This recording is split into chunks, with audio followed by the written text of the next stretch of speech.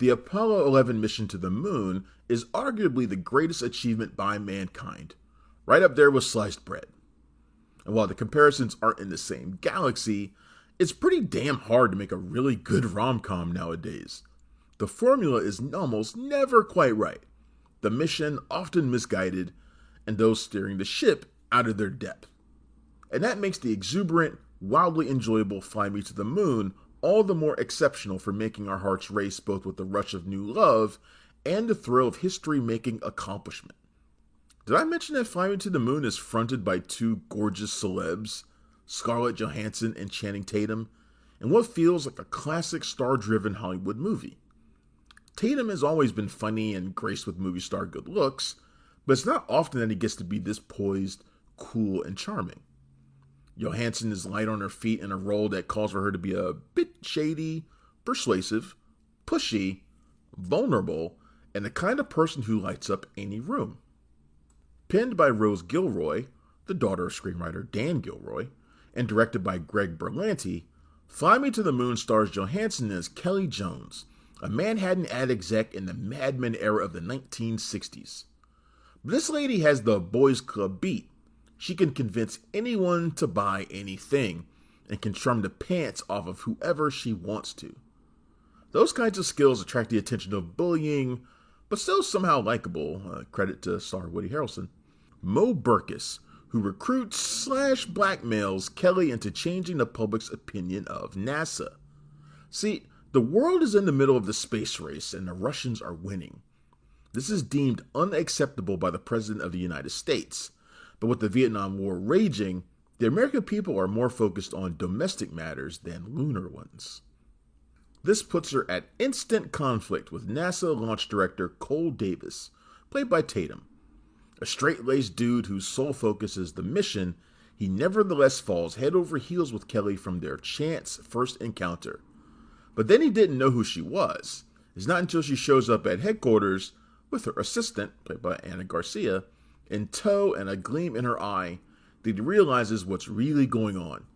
Kelly is there to pump up NASA's image by any means necessary, even if she has to lie, cheat, and steal to do it. It's those skills that attracted Burkus to her in the first place, but they don't exactly gel with Cole's, who is trying to stick to the plan and keep it as top secret as possible.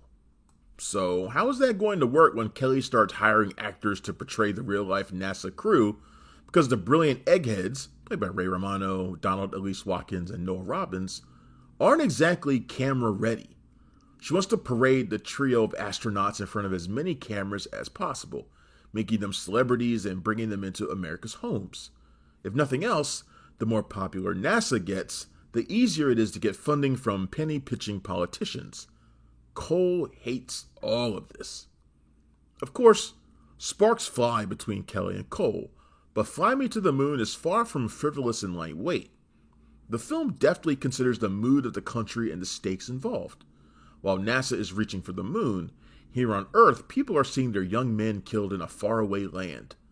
At the same time, the government can't afford to let Russia win on such a global scale, as it would bolster the growing threat of communism. There's also a surprising amount of depth and backstory to its central romantic duo. Kelly is able to be blackmailed by Mo because of a troubled past that she has been running away from. Cole, the Navy's top pilot and a Korean War veteran, had his shot at leading the Apollo 11 mission taken from him.